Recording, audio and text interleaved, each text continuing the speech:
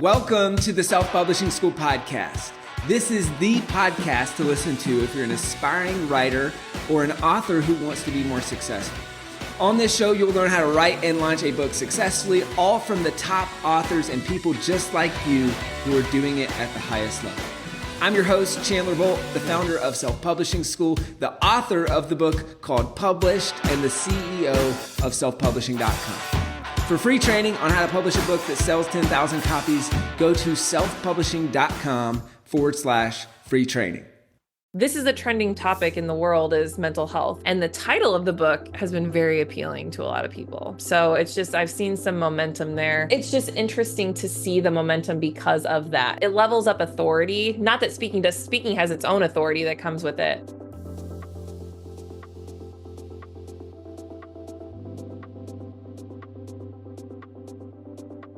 Books do something for people. It makes them go, oh, it's very interesting. That's a momentum piece with brand building that I've seen. So.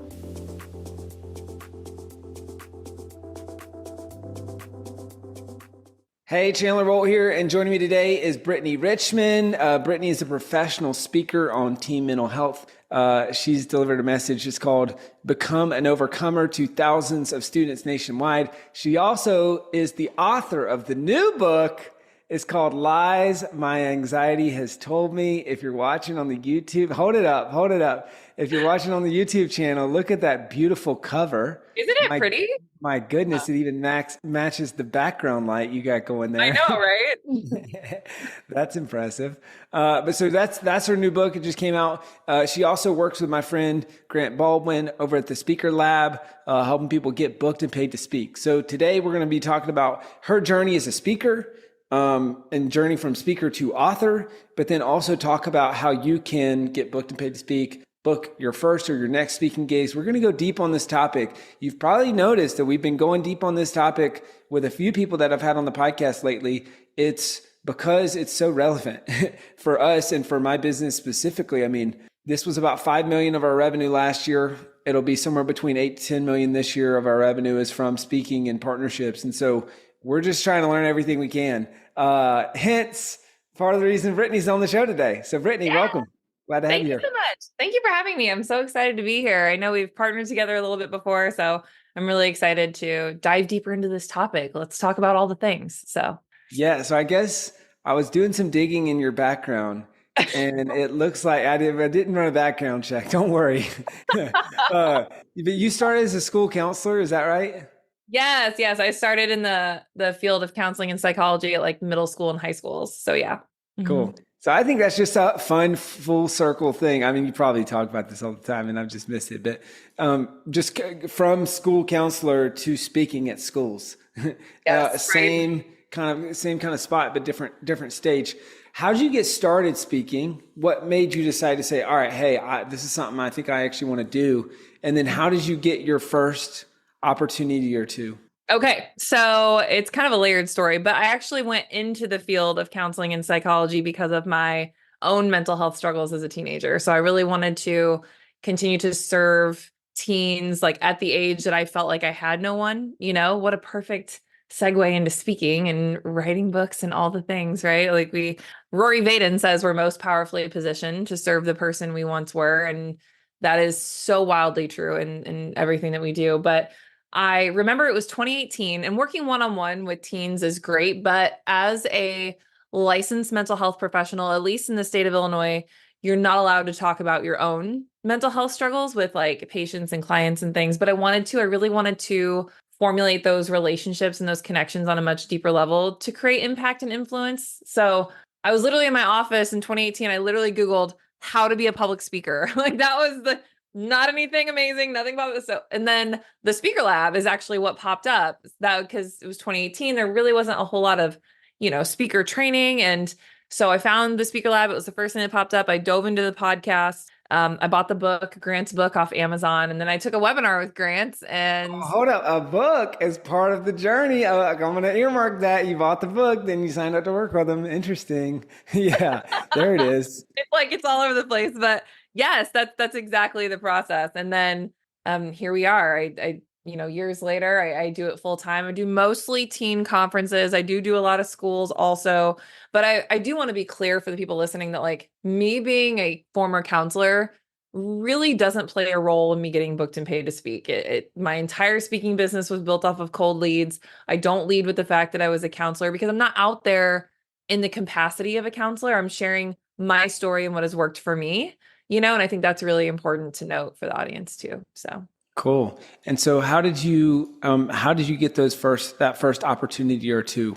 What did that kind of look like? I'm super grateful for the process that the Speaker Lab has laid out because I really did focus on doing the steps necessary to grow the speaking business. Because what I was doing before I found the Speaker Lab and got all in the program is I was just emailing schools like crazy, 6 paragraphs, attaching videos and my website and all these things, and nothing was working, right? Like literally nothing was working. And I was like, how do people do this? Like, this is wild. And then so when I found the Speaker Lab and really the simple systematic process of connecting with decision makers, which is really and finding the low hanging fruit, which are the places that already book and pay speakers, versus convincing people to bring us in to speak, and connecting with other youth speakers, leaning on mentors. I mean, it really is about getting out there and trial and error. And like, honestly, Chandler, like I think one of the first gigs I ever got was in front of like 13 students. It was a tiny little breakout session at a conference. And I knew I wanted to keynote this conference the next year. So you got to pay your dues, right? I was like, I got to get in and just build those relationships. And I did. And that keynote was like a tipping point for my business that year, because it really is about, it could be the most random gig. It could be the most amazing thing, but it's all about who's in the audience, right? So it's like the right person was there. And then literally everything just kind of took off from there. And I'm so grateful that happened. But yeah, it was just a matter of just seeing, it was a free gig too. Like it was a first free, I had to get in that room. I had to build that relationship. And now, I've built a 6-figure business, and I'm so grateful for that. And it's just about consistency. And I can't stress that enough, is the process is simple, right? Like the things we do to build a business are simple things. The hard part is being consistent with them. So That's really great. So how many speaking gigs did you say that you've done total up to this point? Ooh, total. Well, I like to stay between like 30 and 50 a year. So, I mean, if you kind of do the math, but that has scaled up. This year is looking more like 50, maybe 60. So, and we're already booking into 2025 now, right? So it's just what I love about it is you can do whatever you want with it, right? There are some speakers that, like, I met a speaker at NSA. She's like, I did 171 gigs in 2023. I'm like, 171? Like, I'm like, doing the math. I'm That's like, there's nuts. 52 weeks in a year, like all Yeah. these, I'm just like, what's happening? But It's every other day, pretty much. wild, like just wild. And Yeah. so that's not me, but that is some people. So Yeah. And so I guess now that you've obviously got a bunch of experience speaking. We'll talk about that a little bit later in this episode. But why a book at this point? Like, what made you decide to write this book, and how does the book fit in with your speaking, with your business? So what's interesting is I never really had a desire to write a book. Okay. It's like, that just seemed like folklore to me. Like it's just not something meant for Brittany Richmond. But one of the things I loved about working with Grant is, he's very much about you can do it all. You just can't do it all at once. So when I got into speaking, I'm seeing what all these other speakers are doing, like digital products, coaching, consulting, books, all these different things, podcasts. And I'm like, all right, I should obviously be doing these things, right? Like, should I be doing these things? And Grant like really slowed me down. And he was like, the only thing you should focus on over the next few years is getting booked and paid as much as possible, like creating momentum, creating a name for yourself, getting known for what you do in your lane. And then when it's time to scale, like start listening to your audience and what they want. And I always love the fact that like someone said to me once, I don't remember who it was, they were like, just because you want to do this doesn't mean that's what your audience wants, right? So it was like, just because you want to do a podcast doesn't mean your audience wants to listen to one. So while I was out there, building the business, I was listening to what these teens were asking for. And to be honest, I had no idea that a book was on a teenager's radar or a decision maker's radar in my lane. Cause I'm like, these are students. They deal with textbooks all the time. They don't read. They're on social media. It's like, is this something they want? Well, turns out, yeah. And what having a book has done is, first of all, it levels up your authority as a speaker and people see you as more an authority. But there's an opportunity to level up your speaker fees here also, and then potentially get more gigs because of that. So there's a lot of really cool momentum. So it was just time. There was a tipping point, and it was like, this is Hmm. the tipping point. So Hmm. Cool. And it looks like the book just came out in March of this year. Have you yes. noticed any difference on the speaking side of things Yeah. since then? Yes. I mean, I've had people reach out and they're like, oh, we see you've written a book. And I'm like, oh, yes, I did. It's just wild. And I honestly think I've noticed some momentum in the book just on the sales side, because typically as a speaker, we don't actively think we're going to make millions off of selling our book on Amazon. That's not something that it's just more, this is meant to capitalize with the speaking engagements and, like I said, level up authority. So it's more about how you can utilize it to get more gigs and increase your speaker fees. But I've seen this like momentum with the book, and I honestly think it's because this is a trending topic in the world is mental health, right? So, and the title of the book has been very appealing to a lot of people. So it's just I've seen some momentum there, but Hmm. it's been wild. Are you selling the book at events? Are you including it when people book you? Like, how are you kind of structuring that? Both. I tried to negotiate it in the contract where they purchase a free copy, for everybody, Hmm. but they're purchasing it. Hmm. But there have been a few events that are like, we don't want to do that, but you can sell it there. Now, Hmm. I really struggle with the selling it to teenagers kind of thing. That's just something I need to work through and like what that looks like. But yeah, it's been weird I even pitched it Hmm. to a decision maker before it even came out in March. I was like, listen, Hmm. because it was like a gig in like July. I'm like, got a book coming out, and they were like, a book? Like, we would love to Hmm. buy a copy for everybody. And I'm like, okay, great. And I'm like, I literally have no idea what I'm doing. Like, it's Yeah. not even in my hands yet. So, Yeah. but it's cool. It's very cool. That's awesome. And so I would assume that when you're bundling that in, that increases the overall amount that you're getting per gig. Oh, You've got yes. your speaking fee, and then I know some speakers will say, "Hey, well, you've got your training budget, but then you also have this other budget that you can pull from." So it's like, "Hey, we're going to pull this 5 grand from your book budget, and we're going to pull this 5 grand from your speaker budget." So if you saw any of that with kind of what you're doing with your speaking, Yes. And with especially, I've noticed at like schools, because a few schools have purchased books for their students, particularly like their leadership students, like student council or something. And they've pulled that from a different fee, like the student council fund or the that's smart. PTA or something. Hmm. So, but at the conference level, a lot of conferences I speak at are grant funded, state or federal or something. Hmm. So that's usually included in their budget. But I do include it as a line item in a proposal, and then they can decide whether they choose to. And it does Oh, cool. increase. Yeah, it That's increases that smart. speaker fee Hmm. exponentially sometimes, depending on the size of the audience, right? So, Yeah, that's really smart. I like that structure. And I'll say for anyone listening to this, and this might even be helpful for you, Brittany, as well, but there's a great episode on this podcast with Carlos Whitaker, great speaker, but he talked about how he structures his talks, how he sells books through the talk. Like it's just really, he goes super in depth. So that's always an episode that I point speakers to say, hey, listen to that episode with Carlos Whitaker. It's really, really solid.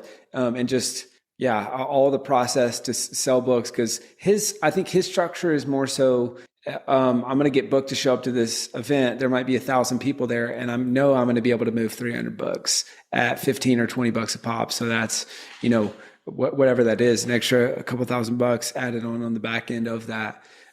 So any other ways that you've seen the book benefit your speaking business? Like have you got any inbound speaking requests it sounds like it's helping you raise your fee, bundling in books when you go speak. Any other benefits that you've seen? yeah, I've noticed there's been a few decision makers, and this is interesting. And I feel like the other things are true, yes, but this was interesting. I have found some students actually give the book to decision makers. I have found momentum. So I've Oh, had a few inbound engagements, and I feel like that might be true of any lane, right? You have an audience member or, a professional hand off this book. It's been interesting. So there's been two events I've booked from students basically saying, hey, I read this book. You should bring this person in to speak. And I'm like, oh, so it's basically your audience advocating for you, right? It's like referral. It's yeah, like referral business. that's It's cool. wild. It's wild. So Yeah. That's cool. Let's, you kind of talked about some ways that you've helped use the speaking to sell more books. Is there anything that you've done related to speaking around the launch or any other things that you've done to use kind of the speaking that you're already doing to sell books? it's I'm a huge fan. I'm kind of going to pull a different side of that. I'm a huge fan of social, and I like to encourage, we see that a lot at the Speaker Lab, is people building brands on social media and like how they continue to build their brand as speakers. And I have found a lot of momentum on social because of the book. And so I just want to encourage people, like, you don't have to do social media, but that's one of the places I've seen momentum with it, is you're not just showcasing yourself as a speaker or this or that. You also have this authorship layer that now it's just interesting to see the momentum because of that. It's again, Hmm. it levels up authority. Not that speaking has its own authority that comes with it, but books do something for people. They're like, oh, I mean, it makes them go, Yeah. oh, it's very Hmm. interesting to see that. So that's a momentum piece with brand building that I've seen. So Yeah, well, I mean, it's interesting. We say this all the time. The root word of authority is author, you can't spell the word authority without the word author. So a lot of times when people find out that you are an author, you become an authority in their mind, right? Because now they know that you're an author.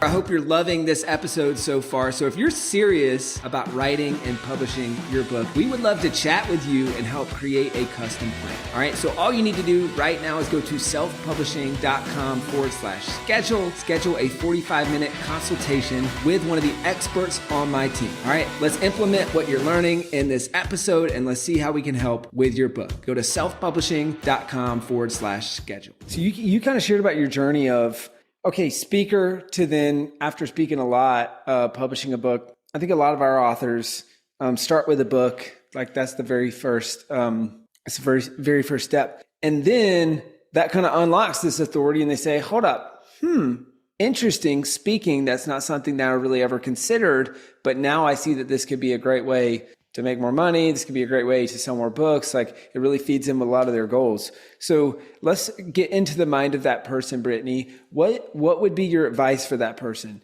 And specifically, it's like, okay, I've published my book and I've never really spoken before. I want to book my first speaking gig. Like, what are the first steps that you recommend that people take, or how can people look at that? well, you wrote a book, so you obviously have a message that you want to share with people, right? To serve other people and help other people. So the first thing I would do is just make sure you identify who your primary audience is. Because even with a book, you have a primary, secondary audience, right? So who's the primary audience? Who are you speaking to? And then naturally, I feel like people would see a book and want to potentially bring you in as a panel or some sort of speaker because you are an authority, right? I think that's natural. We see that a lot of times with really big people in the personal and professional development space. But if you're actively seeking out paid engagements, that's why I think drilling down your audience and going where your audience is, right? Like searching, seeking out places where that particular avatar is in attendance. And I would look at, like we said earlier, the low hanging fruit options, like the conferences, the associations, the summits, places that actively, consistently bring in speakers, and then connect with those decision makers. And honestly, one of the best ways to connect with a decision maker at those places is to mail your book to them, right? Like mail the book in. I mean, snail mail is making a comeback, friends. It really, really is.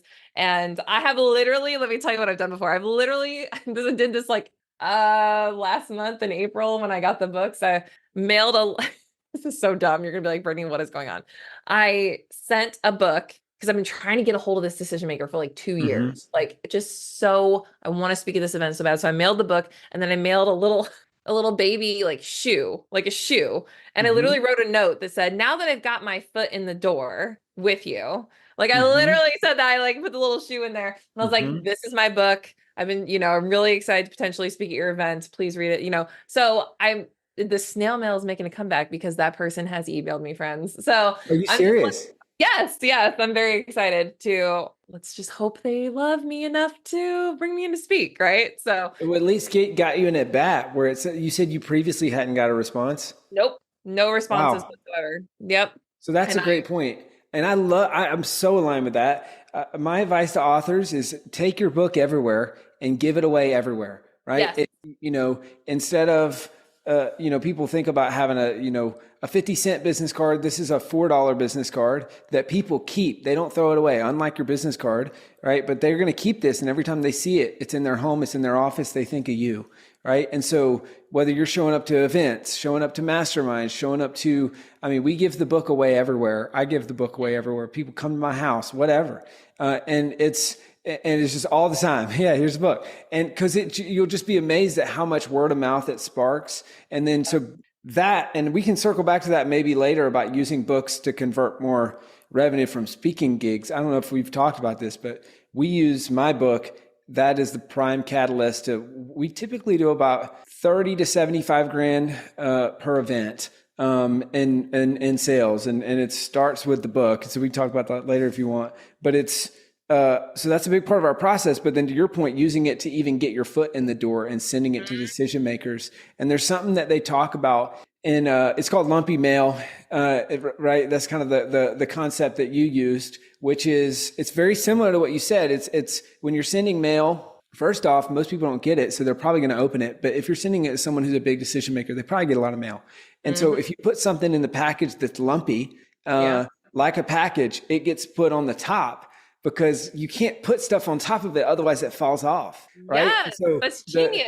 The shoe, the foot in the door, you can, some people will do like a little mini trash can. It's like, hey, you're throwing away money if you don't listen to this, or if you're throwing away money if you don't book me for your next event or whatever. Right. And so it's just like, hey, any type of cheap trinket that makes the mail lumpy, that then you can tie into the note, boost your response rate by a lot. So use the book, maybe even some lumpy mail to get in front of decision makers. So, all right, I've used that book. Like, what are other tips for people who want to? I'm talking to the person that hasn't yet. Maybe they've done a speaking gig or two. Like, how do I really book those first few? Do you recommend starting local, speaking that way? Do you recommend, I'm assuming, probably doing some free speaking gigs first, then charging for them later? Like, what are kind of some of the other first steps that you guys teach?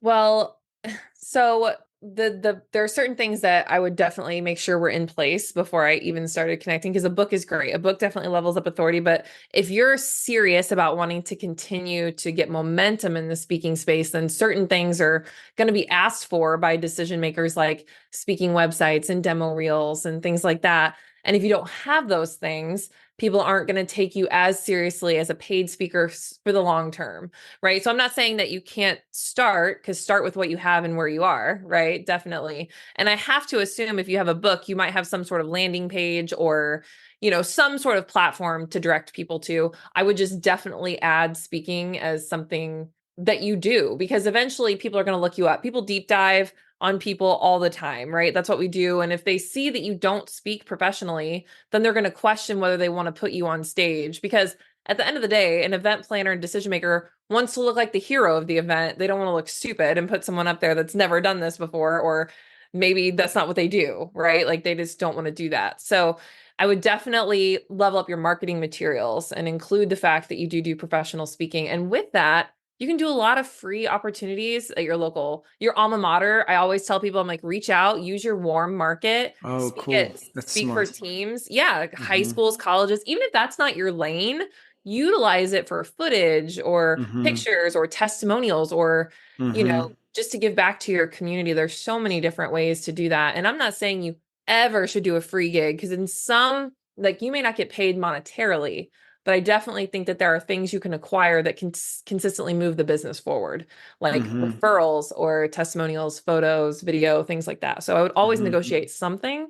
But I definitely think that reaching out to your alma mater, Chamber of Commerces are really good, because they hold meetings annually. But again, utilizing your warm market, even within your business or your job, are there team meetings you could lead, potentially to kind of at least get the reps in, right? And then Cool. to build those relationships, because the speaking industry is such a relationship business. How are you going to formulate those connections if you don't get out there and just start doing it? So That's great. I love leaning into the warm market or your warm network and local community. I mean, even there's just so many examples. Like, I was in Boy Scouts growing up. It's like, oh, cool. Boy Scout meetings, stuff like that. There's all kinds of local church. Okay. Let me go speak. Just getting in the reps. We talked about this in the challenge that we did together, is getting footage. And that's so, I remember you saying that, hey, this is just so important, is to start to create your speaker reel Mhm. where if you got those reps, all right, now you got footage, now you're more credible. To your point, that's something that event planners can see and say, oh, hold up, okay, Brittany's legit. Let's bring her in to speak at our event, right? I want to ask one more question on the book and speaking tie-in, and then I want to do a little case study workshop here. Okay. So, any other tips on for authors on how they can use their book to get booked for speaking gigs? Totally fine if you don't. I mean, I know the main one is probably the snail mail thing that you talked about, but anything else you can think of there? I think a lot of it has to do with like overcoming the mindset of imposter syndrome. So I hear it from speakers who want to be authors and authors who want to be speakers, really anybody that wants to step into a space that they feel like is the next step for them, but they've never really done it, or they're like, am I really the authority? So there's a lot of like mindset that needs to be overcome there. So I just want to challenge the people who are authors who want to step into the speaking spaces. You wrote a book, friend, like you're there, like you are the authority. Speaking just feels different, but it's very much just continuously solving the problem that you wrote about with the solution you provided. You're just delivering it on another medium, and it's still about serving the audience. So I just challenge you. You're there. You're there. Let's get on stage. Let's go. So Love it. Well, hey, so I want to do a little case study here with selfpublishing.com. So just I'll set the backdrop and then, I want to get your advice. okay. So this is the selfish part of the interview that I hope and think will be very valuable for people who are listening. So we've talked about a lot of beginner, a lot of get your first 5, 10 gigs, et cetera. So selfpublish.com, we've got a team of speakers. I am one of them.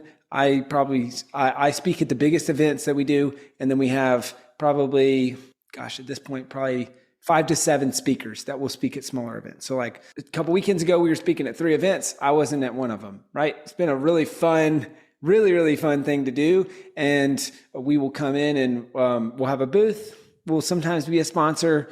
But we've got kind of a company talk that we can give that's super valuable. We've got great speakers, all that stuff, right? So that's kind of setting the stage. We'll do about probably 8 to 10 million from that this year. And we want to scale it beyond that. And so really, there's a couple questions that I'm thinking through and a couple of bottlenecks that we have. The main one is just building pipeline, right, of events. There's obviously it takes a little salesmanship too, where Pedro and Peter and the team, I mean, when they get on the phone with someone, it's like, oftentimes they will want to book me, but I might not be available. So it's kind of the model of, okay, you can book Chandler for 10, 20 grand, or you can book one of our speakers. We'll waive our speaking fee, like that sort of thing. So that's how we're trying to position it. Sometimes it'll be a straight up sponsorship. So it's like, hey, let's do a sponsorship. And included as part of that is one of our speakers gets to give a talk. That's more of what we have to do with our kind of speakers that don't really have a name for themselves. So it's the event organizers like, well, hold up, why would I book them, right? So that's kind of like, that's how we're doing it currently. So I would say the biggest bottleneck is probably pipeline. So if you were us, how would you go about that, improving the pipeline so that we can book the team to speak at more events?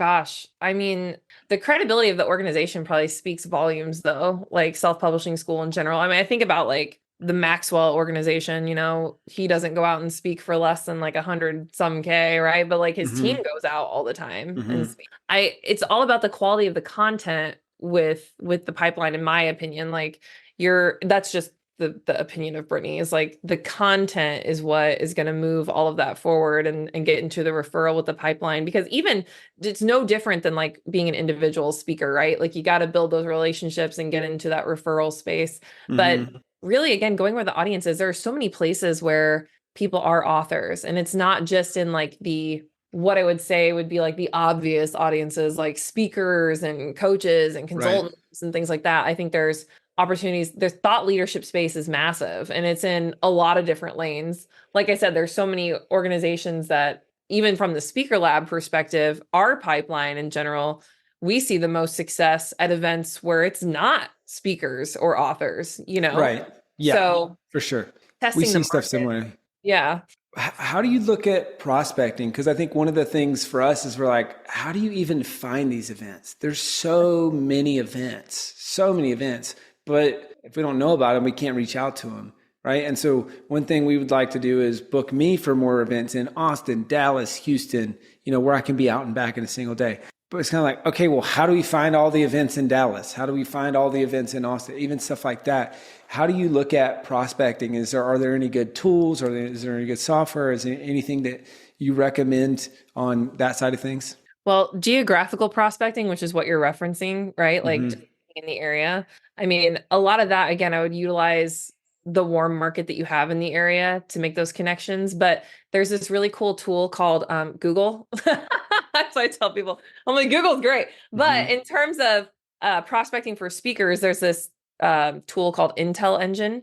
It's a really great search engine that basically was created for speakers. We utilize it here at the Speaker Lab too. Interesting. And it's an excellent, I believe it's like a monthly subscription, I believe. I'm unsure. You have to check on that. Don't quote me, but there's the Intel Engine is wild because you can do that kind of geographical prospecting directly in there. And yeah, that's one of the things I would definitely look Mm. at. So Okay, that's Intelngin. I believe so. Intel Like Engine. Yeah. like it's like intelligent or something is what it looks like. I'll send Okay. you a link. Oh, I see professional speakers. Yeah. Okay. There you Look, go. this is great. Yeah. Okay. Cool. So that's a really good tip. Are there any other databases that you know of that you use for prospecting, or Mm. even I know some people would look at associations or stuff like that. Any other kind of databases that you use? There's some platforms out there like Speaker Hub and Speaker Match, and like there's different organizations where you can actually put yourself on there when people can come look for different speakers and things like that. There's obviously bureaus that if and when it's right for somebody to do that. Agents are also a thing, but I really like looking where other speakers that speak on similar topics as I do, or to similar audiences as I do, like where have they spoken at? Like that's such an underrated way to prospect, in my opinion, because you won't believe how many times I see one of my friends pop up on Instagram. I'm like, where did they speak at? I'm gonna screenshot that. That's a lead for me. You know what I mean? So I think that really utilizing where others speak, because here's the thing, friends, like if people are speaking there, chances are they're not going to speak there next year, right? Like they're not going to bring the same speaker back year after year, typically. So there's so much opportunity there as well. So definitely paying attention, to where I other like people are that. speaking at. That's super smart. All right, so we got an Intel Engine, we've got Speaker Hub, we got Speaker Match, and then looking at other places where people are speaking. That's Mhm. great. I'm taking notes. I'm sharing this with our speaking team. I'm like, all right, come on, here we go. Okay, so we got so that's how we think about the pipeline. So then, because I look at it almost like, okay, how do we get in front of more decision makers? Like even know, so we got to know about the events. So we've got to do research and then prospecting and then get in front of those folks. And then obviously there's the moment of truth of, are they going to book us? Mhm. So I guess one more question on that, and then I would talk about maybe maximizing fees and stuff like that. Would be and I guess this is kind of like the holy grail. And you probably get asked this all the time, but like, if you were us, what would you do to get more inbound speaking requests? More inbound. That's going to Mhm. be really wrapped around content and content, because because what happens when you experience something great? You tell everybody. That's how inbound prospect. I mean, it's very simple. It's not easy, but it's very simple, right? And that's wrapped around how good the content is. So it comes down to, is this relevant to your audience? Are you solving the problem that they have? But here's another way, and this is more of like a marketing tactic, but truly, I mean, utilizing social, paid ads, getting yourself in front of your ideal customer. I mean, there's so much power in the world of marketing right now, and video marketing is like the number one marketing that you could possibly do.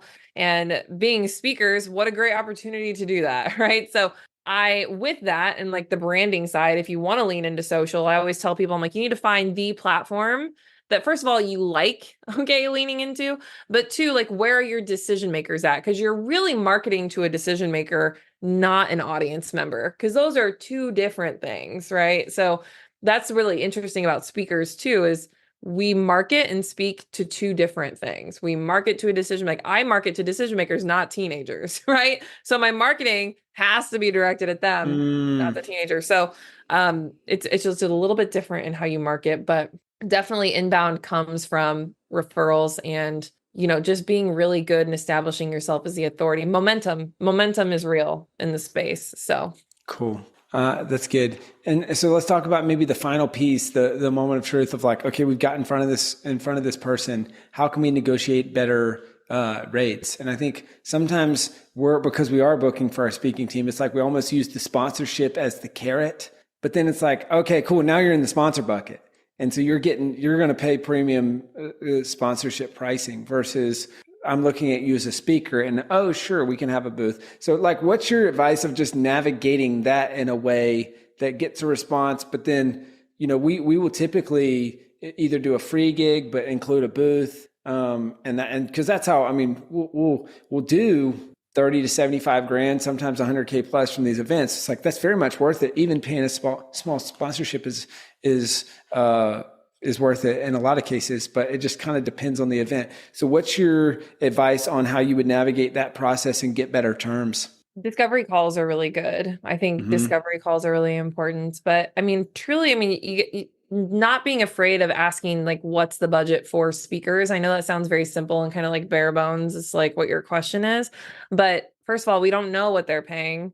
We don't know if they even pay. So we need to ask, and make the ask for the speakers, but also demand, right? I think it's totally okay to say, I don't show up for less than this. I mean, you have your rates, Chandler. I have my rates. Your team has their rates. I mean, it's just honoring that is really important because at the end of the day, people will pay for a specialist, not a generalist. And when people come at me and say, well, we don't have money, it's like, no, I know you have money. Like, you know what I mean? Like, oh, look at your organization, friends. Like, it's just about finding the money. So, but that's the specialization. So when you specialize in something, you're able to charge for that. Right. And I think that's okay. I think a lot of people struggle with that. And people also take advantage of that because they're like, oh, yeah, bring you in. We'll do this and this instead. Like, does it move the business forward? Maybe. I don't know. It's up to you to decide if it does.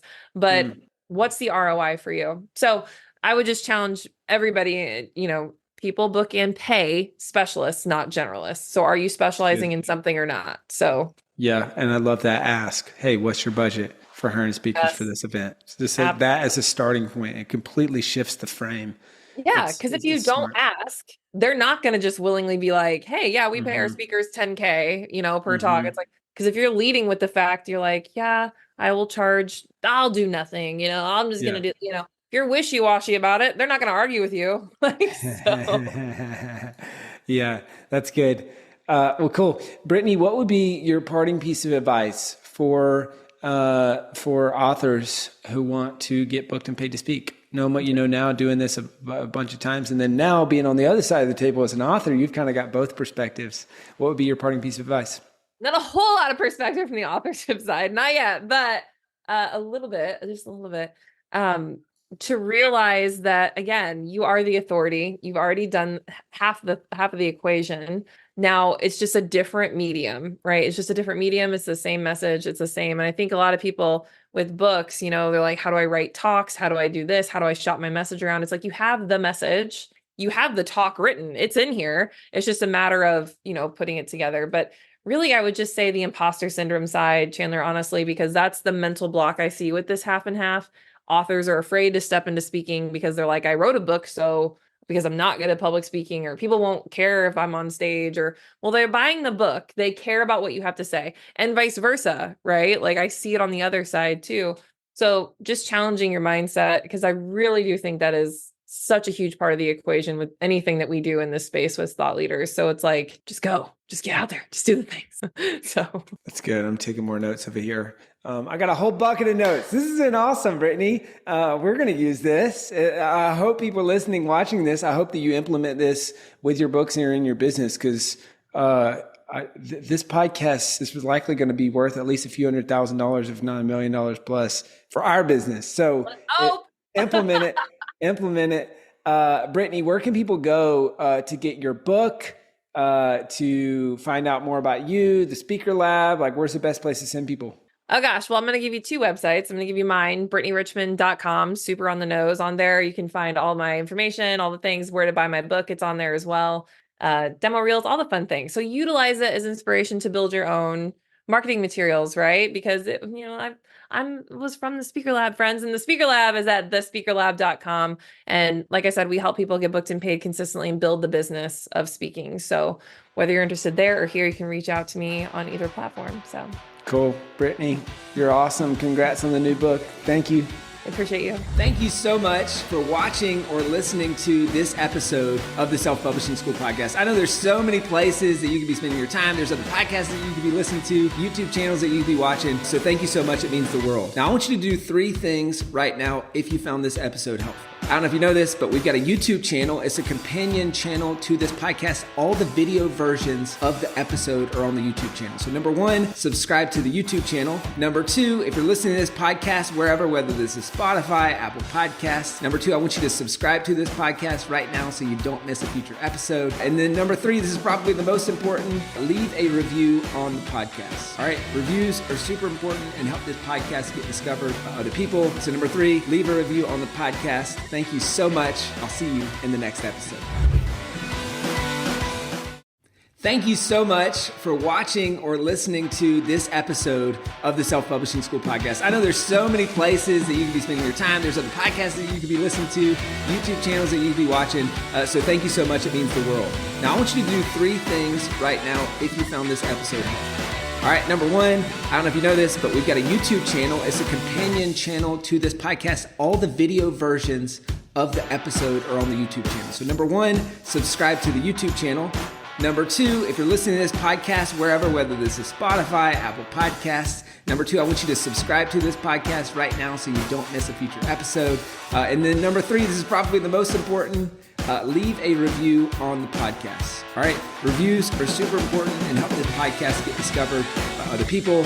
So number 3, leave a review on the podcast. Thank you so much. I'll see you in the next episode.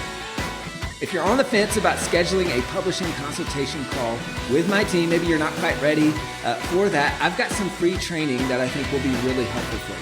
All right, all you have to do is go to register to sign up. Go to selfpublishing.com/free training. When you do, you're also going to get a free digital copy of my new book published.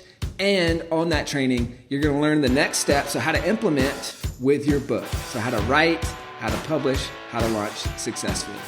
So go to register right now at selfpublishing.com/free training. I'll see you there.